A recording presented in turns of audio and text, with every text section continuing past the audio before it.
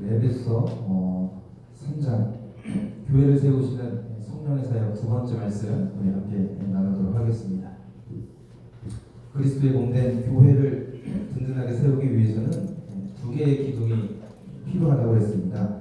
하나님은 성령의 사역, 그리고 또 하나는 우리의 사역입니다. 하나님이 우리를 하나님의 동역자로 부르셔서 함께 일하시는 거예요. 성령님의 성화 사역, 우리를 예수님을 닮아가도록 거룩하게 만드시는 성령의 성화 사역이 있어야 되고, 그리고 또 성령께서 나눠주시는 은혜와 은사를 따라 우리가 합력하여 선을 이루면서 하나님을 섬기는 우리의 사역, 이 두 가지 기둥이 조화를 잘 이루어서 든든하게 잘 세워져야 그리스도께서 머리 되시고 하나님의 영광을 받으시는 하나님의 집을 우리가 든든하게 세워갈 수 있는 거예요. 그래서 지난 시간에 구원받은 백성들, 하나님의 자녀들에게 성령이 임하셔서 어떻게 인도하신다고 그랬습니까? 하나님의 영광의 풍성함으로 우리를 인도하시고, 하나님의 완전하심, 그리고 각 사람에게 가장 적합한 방법, 맞춤 제작으로 우리가 예수님을 닮아가도록 성화의 길로 거룩한 삶을 향해 우리를 인도하신다고 했어요. 그 길은 타락한 죄의 본성을 가진 겉사람을 벗어버리고 성령의 능력으로 우리의 속사람이 강건해진 그런 삶입니다. 그래서 나는 죽고 오직 예수로 사는 거예요.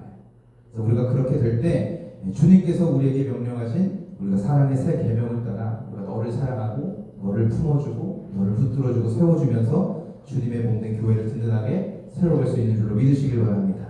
자, 계속해서 이제 오늘 본문 말씀에 성령의 능력으로 속사람이 강건해서 나는 죽고 예수로 사는 사람들, 그래서 우리가 그렇게 그리스도의 한 몸을 세워가려면 어떻게 해야 되는가? 제일 먼저 그리스도께서 내 안에 계시다는 것을 확신해야 돼요.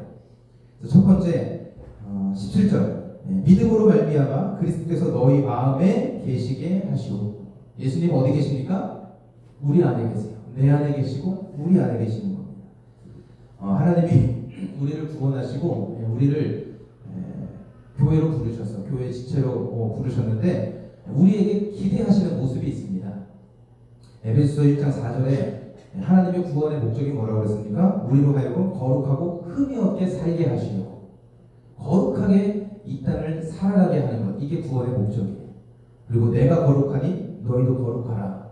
그 하나님의 말씀대로 우리가 그리스도를 배우고 닮아서 내 안에 사는 것이 그리스도다. 그래서 주님으로 말미암아 살면서 거룩한 백성으로 이 땅을 사는 것, 이게 우리에게 하나님께서 원하시는 믿음의 모습인 줄로 믿으시길 바랍니다. 그러면 우리가 어떻게 거룩하게 살 수 있습니까? 내 힘으로는 안 됩니다. 우리 스스로 거룩해질 수가 없는 거예요. 성령의 인도하심을 따라서 속사람이 강건해져야 돼요. 겉사람이 죽고 속사람이 강건해져서 나는 죽고 예수께서 내 안에 사실 때 내 안에 사시는 그리스도로 말미암아 우리는 거룩하게 살아갈 수 있는 거예요. 고린도후서 13장 5절에 예수 그리스도께서 너희 안에 계신 줄을 너희가 스스로 알지 못하느냐? 그렇지 않으면 너희는 버림받은 자니라. 이렇게 말씀하셨습니다. 내 안에 주님이 계시다는 사실을 스스로 알지 못하느냐? 스스로 알아야 된다고 했어요. 우리 안에, 내 안에 오늘도 주님께서 살아계시다는 것을 우리 스스로 확신하면서 살아야 된다는 겁니다. 주님이 내 안에 계시다는 사실을 확신하지 못하면 어떤 사람이에요? 버림받은 자라고 했어요. 버림받은 자, 아도키모스라는 말은 하나님이 버리신다는 게 아니라 우리가 실패하는 거예요. 아도키모스는 자격 미달, 자격이 모자라다, 시험에 합격하지 못하다, 실패하다, 이런 뜻입니다. 그러니까 우리가 그 믿음의 확신을 가지지 못하면 하나님이 우리를 버리시는 게 아니라 우리가 못 미치는 거예요. 자격이 안 되고 실패하고 넘어지고 이렇게 되는 거예요. 그래서 우리는 내 안에 주님께서 사시고 우리가 주님 안에 산다는 것을 스스로 알아야 되고 믿어야 되고 확신해야 됩니다. 예수님을 구세주로 영접하면서 구원의 새로운 생명의 삶이 우리 가운데 시작이 되었어요. 내 안에 시작됐습니다. 그 새로운 생명의 삶은 어떤 삶입니까? 그리스도와 연합한 자가 되는 거예요. 주님의 고난과 죽음에 연합한 자가 되어서 주님의 부활에 연합한 자가 되는 겁니다. 그래서 나는 죽고 예수로 사는 거예요. 그래서 내 안에 사시는 분이 그리스도시라는 고백이 나와야 하는 겁니다. 하나님께서 우리를 구원하시고 우리에게 기대하시는 모습이 바로 이런 거예요. 그런 믿음의 고백이 나오고 그런 믿음의 삶이 하루하루 주님께 드려지는 것을 원하시고 계십니다. 고린도전서 1장 너희는 하나님으로부터 나서 그리스도 예수 안에 있고 우리는 어디 있습니까? 주님 안에 있어요. 주님은 우리 안에 계시고 우리는 주님 안에 있는 겁니다. 우리가 그렇게 살면 어떻게 되시나요?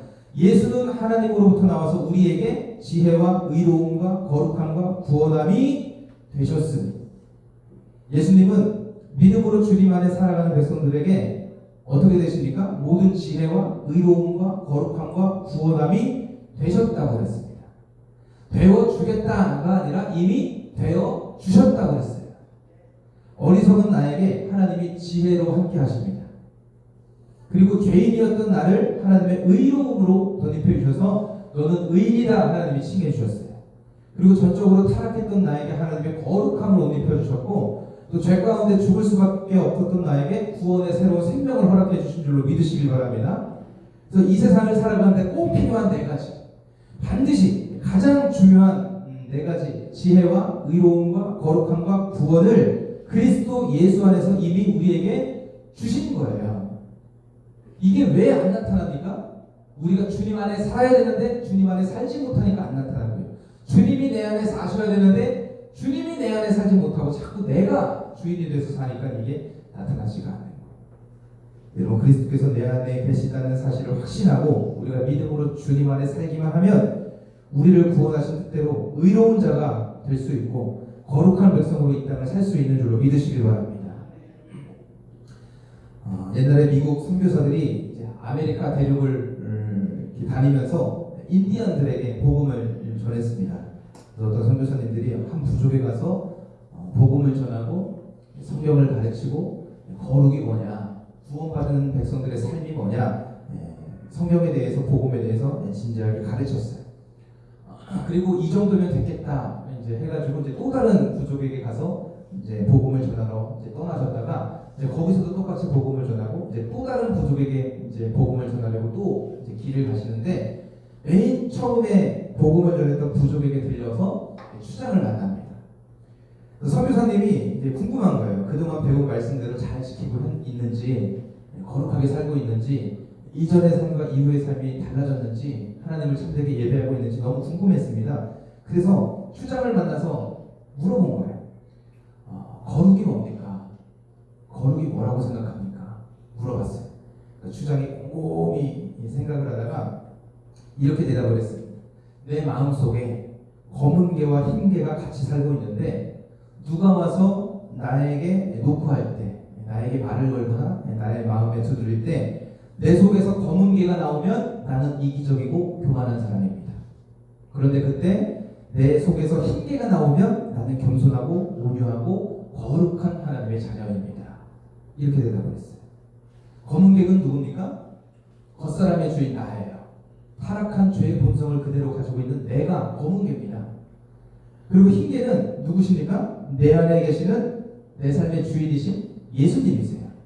그래서 내가 튀어나오면 교만하고 완악하고 이기적이고 타락한 죄의 본성이 그대로 나타날 수밖에 없어요.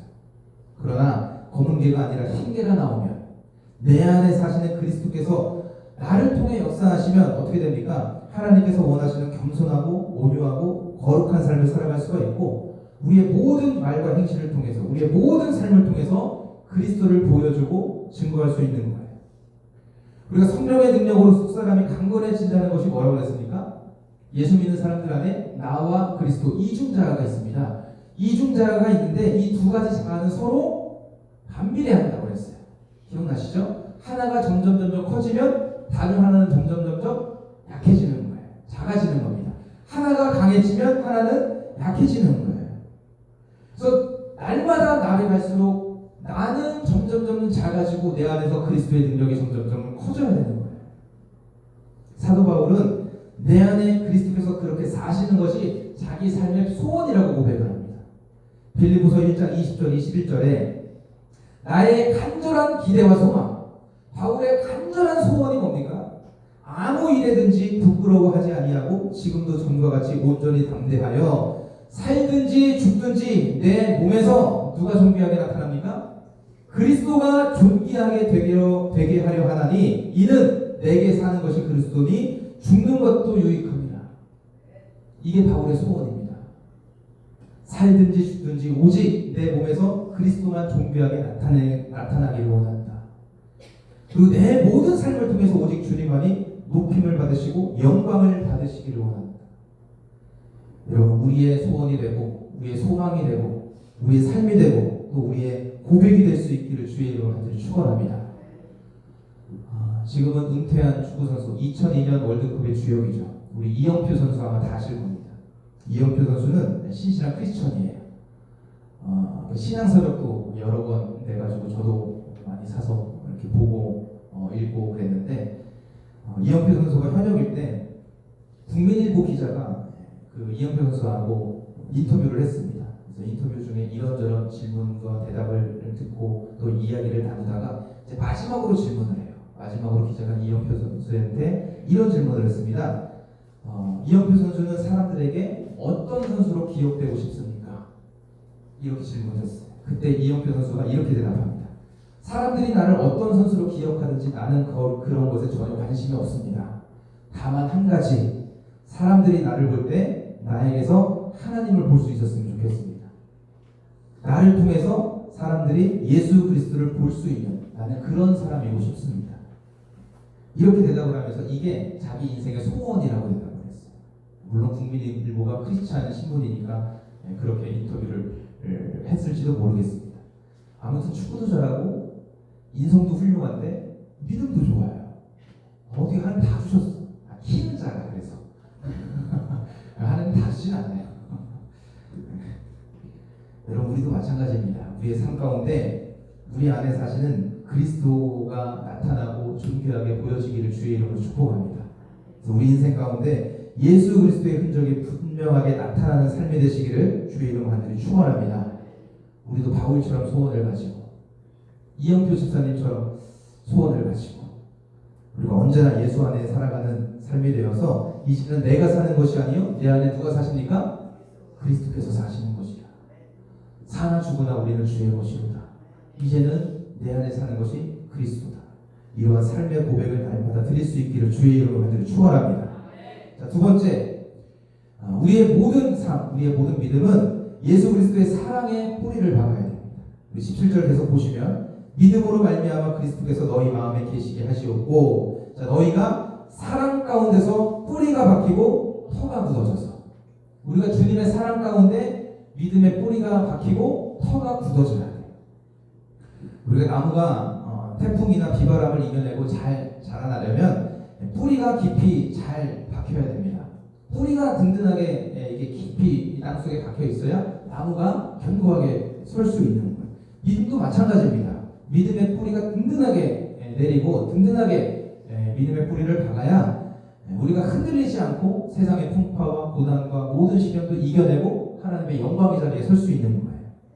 우리가 어디에 믿음의 뿌리를 내려야 됩니까? 우리의 반석이신 예수 그리스도, 주님의 아가페 사랑에 우리가 믿음의 뿌리를 내려야 되는 겁니다. 그래서 예수님 말씀하셨잖아요. 믿음의 집을 지을 때도 터가 중요하다. 모래 위에 집을 지으면 어떻게 됩니까? 바람이 불고 창수가 나면 사정없이 흔들려요.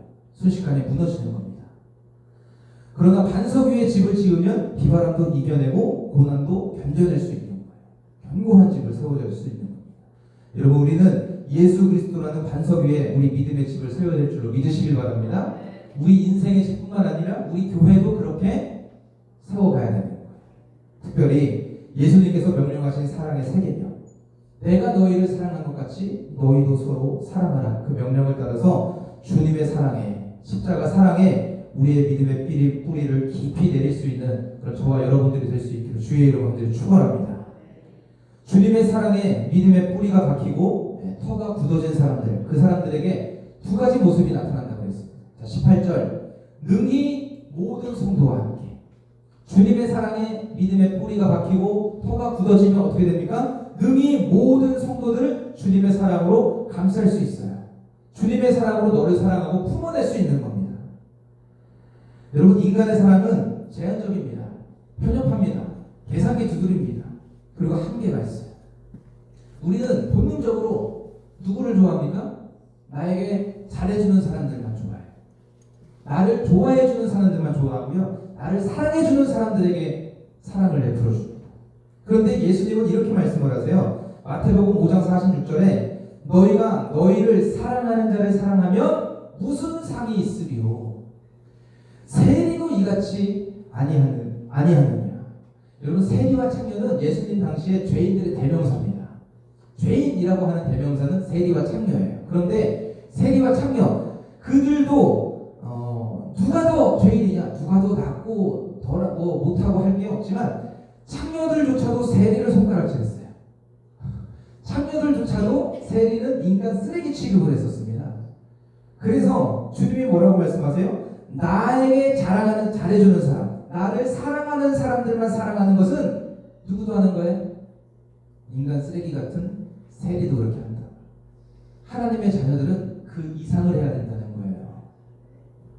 주님의 사랑에 믿음의 뿌리를 내리고 성령의 능력으로 속사람이 강건해진 사람들에게 하나님은 그보다 훨씬 더 높은 차원의 것을 요구하시는 겁니다. 하나님이 우리에게 요구하시는 게 뭐예요? 내가 거룩하니 너희도 거룩하라. 하나님과 똑같은 수준을 요구하시는 겁니다. 내가 너희를 사랑한 것처럼 너희도 사랑해라. 내가 너를 사랑한 것처럼 그 사랑으로 똑같이 다른 사람을 사랑하라는 거예요. 주님과 똑같은 수준을, 믿음의 수준을 우리에게 요구하시는 겁니다. 하늘에 계신 너희 아버지가 온전하신 같이 너희도 온전하라. 하나님의 온전하심처럼 우리도 온전하게 살아라. 나처럼 해라. 나와 똑같이 해라. 왜 그렇게 말씀하십니까? 우리는 하나님의 자녀이기 때문에 그래요. 우리 안에 누가 살고 계십니까? 내가 사는 게 아니라 예수님이 사시니까 예수님의 수준이 나와야 된다는 겁니다. 하나님이 그 말씀을 하시는 거예요. 우리는 하나님의 자녀이기 때문에 함께 지체된 모든 형제 자매를 사랑해야 될 줄로 믿습니다. 뿐만 아니라 우리 주변에 있는 이웃을 주님의 사랑으로 섬기고 품어줄 수 있는 교회가 되고 성도들이 되어야 돼요. 그런데 우리는 교회 안에서조차도 형제 자매 사랑하기가 너무나 힘들어요. 이게 너무 버거운 겁니다. 함께 신앙생활하는 저 인간한테 받은 상처가 아직도 막 이게 아물지 않아요. 그냥 만나면 웃고 그냥 인사를 하는데 아직도 뒤돌아서면 얼굴만 쳐다보면 예전에 싸웠던 것, 예전에 나한테 막 이랬던 것, 이게 여전히 막 생각나고 막 생처리가 나고 이렇게 되는 거예요. 오늘날 이런저런 상처들로 인해서 교회에 대한 환멸을 느끼고 사람들에게 실망감을 느끼고, 그러니까 예수님이 싫어서가 아니라 사람들 때문에 교회를 떠나는 사람들이 너무나도 많은 것이 오늘날 한국 교회에서 일어나고 있는 현실입니다. 남북교회를 개척하시고 설교학 교수로 활동하셨던 박연선 목사님이라는 분이 있습니다. 한국교회 어른이세요. 거목 중에 한 분이신데 이분이 교회라는 책을 쓰셨습니다. 우리 사진 한번 보여주시면 저 책입니다. 지금은 은퇴하셨는데 한국교회 훌륭한 강해 설교자로 인정받는 분이시고 평생 교회에 대해서 연구하시고 교회에 대해서 이렇게 가르치시고 책을 쓰셨던 교회 전문가로 활동하신 그런 목사님이신데 이분이 책에서 이런 이야기를 하셨어요. 교회에 대해서 까놓고 솔직하게 얘기해보자. 교회는 화평이 넘치는 곳이 아니다. 교회는 사랑이 넘치는 곳이 아니다. 교회에 모이는 성도들이 다 인격적인 것도 아니다. 정말 아나무인인 사람들도 있잖아요. 정말 말이 안 통하는 사람들도 있고 막 상식에 벗어나는 사람들도 있잖아요. 되게 그렇다는 거예요. 그래서 뭐라고 얘기하냐면 우리는 교회에 대한 환상을 깨야 된다. 그러면서 교회는 어떤 곳이냐? 교회는 늘 수근수근하고 서로에게 빈정거리고 뒤에서 삐죽삐죽거리고 뒤에서 호박씨를 까고 뒤에서 보이지 않게 경쟁하고 서로에게 상처를 주고받고 그렇게 가슴 아픈 일이 날마다 일어나는 곳이 바로 교회다. 이렇게 얘기를 해요. 공감하십니까? 공감을 못 하셨으면 좋겠는데 교회에서 어느 정도 봉사하고 충성하고 그러면서 괜찮게 신앙생활하는 것 같았는데 그 와중에 나도 상처를 주고받으면서 서로 부대끼다가 깨지고 부딪히고 갈등에 휘말리고 그러면서 나도 형편없는 사람이구나. 나도 괜찮은 사람인 줄 알았는데 나도 별 볼 일 없는 인간이구나. 이것을 깨닫는 곳이 교회라는 거예요.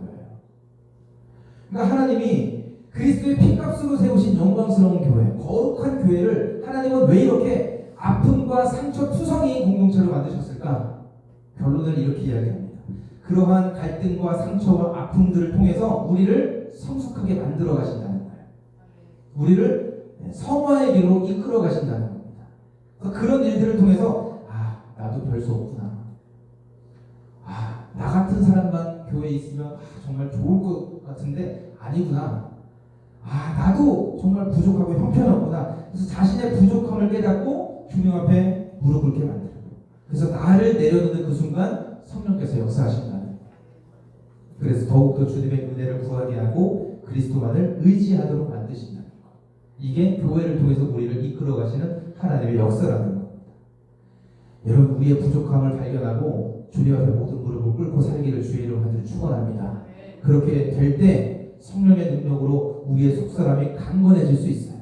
그러면 어떻게 됩니까? 나는 죽고 예수를 살면서 우리가 주님의 사랑 안에 믿음의 뿌리가 박히고 터가 굳어져서 견고한 믿음으로 너를 사랑하고, 그냥 사소한 일에 상처받고 막 이러저고 막 넘어지고 쓰러지고 좌절하고 그런 것이 아니라 터가 굳어져서 견고한 믿음으로 내 믿음의 집을 세우고 하나님의 집을 세워갈 수 있는 줄로 믿으시기 바랍니다. 그래서 능히 모든 성도를 주님의 사랑으로 품어낼 수 있는 것. 자, 두 번째 모습은 18절 19절. 능히 모든 성도와 함께 지식에 넘치는 그리스도의 사랑을 알고 그 너비와 길이와 높이와 깊이가 어떠함을 깨달아. 알고 깨달아야 됩니다. 헬라어 원문에는 이 19절까지가 한 덩어리예요. 여기까지가 한 덩어리입니다. 그러니까 우리를 사랑하신 그리스도의 사랑을 우리가 분명히 알아야 되는데, 그 주님의 사랑을 어떻게 알아야 됩니까? 주님의 사랑의 너비와 길이와 높이와 깊이가 어떠한지를 깨달아 알아야 돼요. 그냥 십자가에서 죽으시고 부활하셔서 나를 사랑하셨구나, 이 정도가 아니라 높이와 너비와 깊이와 길이가 어떠한 사랑인가를 우리가 깨달아야 됩니다. 이게 뭐냐?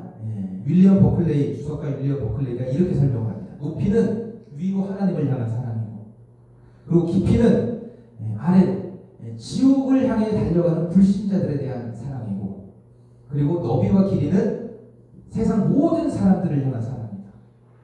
그래서 그렇게 해석을 하면서 뭐라고 설명을 하냐면, 나를 죽음에서 건져주신 그 하나님의 사랑, 나 같은 죄인을 살려주신 그 예수님의 십자가 사랑, 그 놀라운 하나님의 사랑을 제대로 알고 제대로 믿고 온몸으로 체험하고 그 사랑 앞에 모든 무릎을 꿇은 사람들은 사랑하지 못할 사람이 없다고 했어요.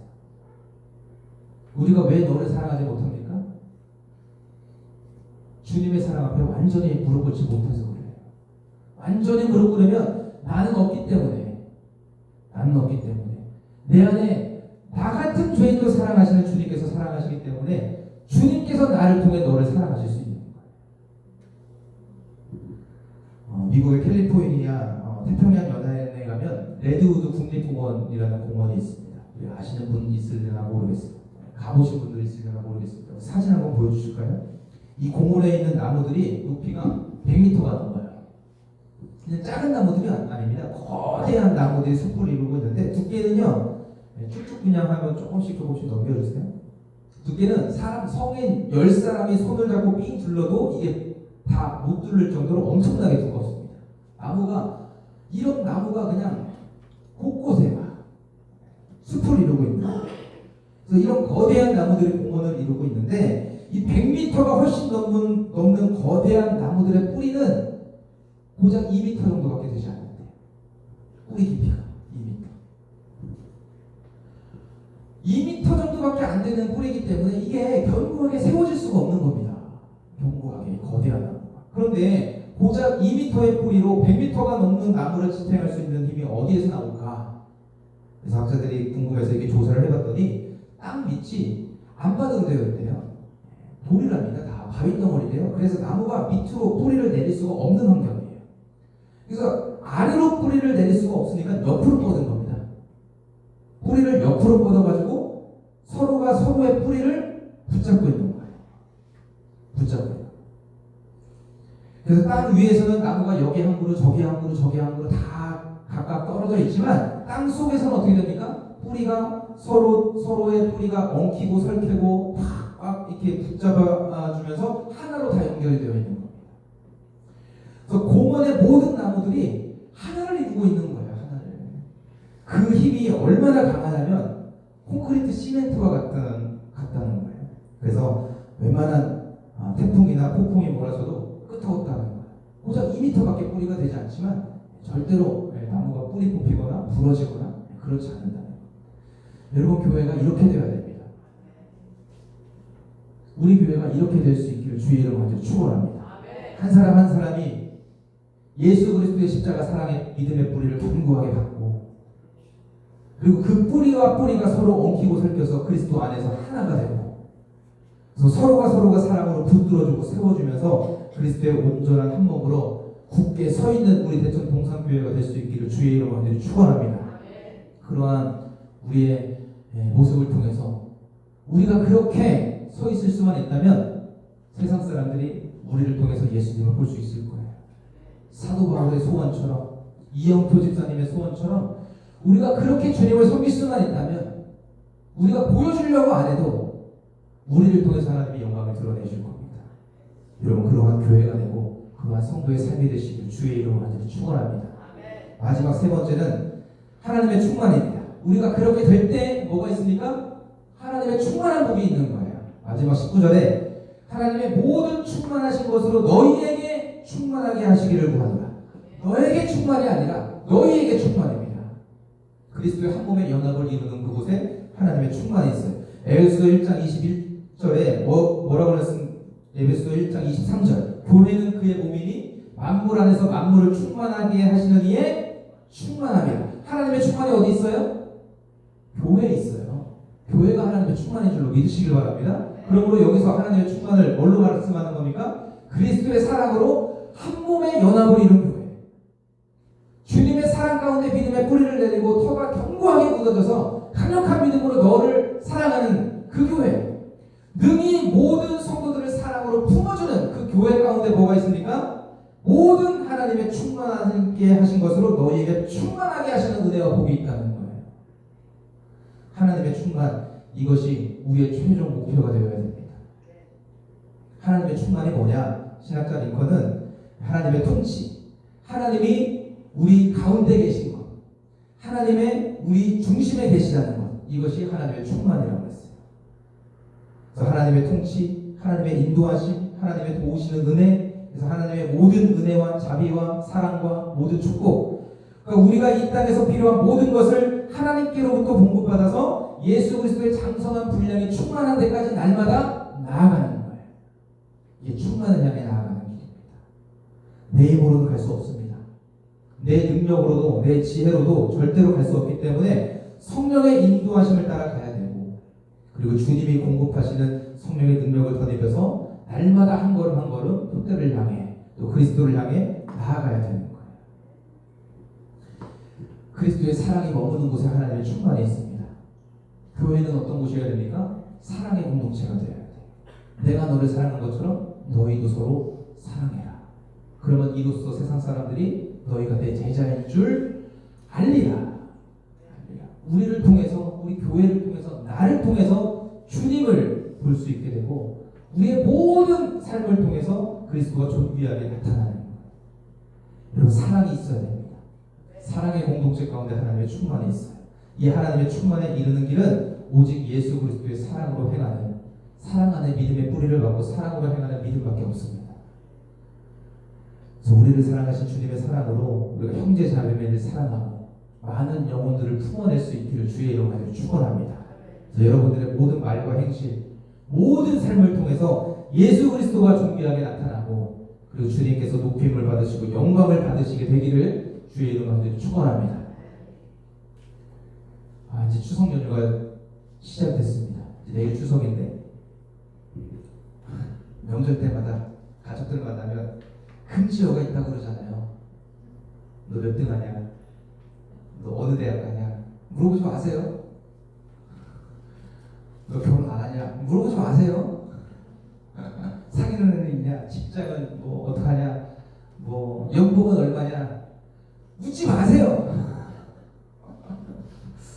믿는 자의 본인이 돼야지. 왜 자꾸 곤란하게 만들어요? 곤란하게. 지금 얼마나 막 스트레스겠어요. 이게.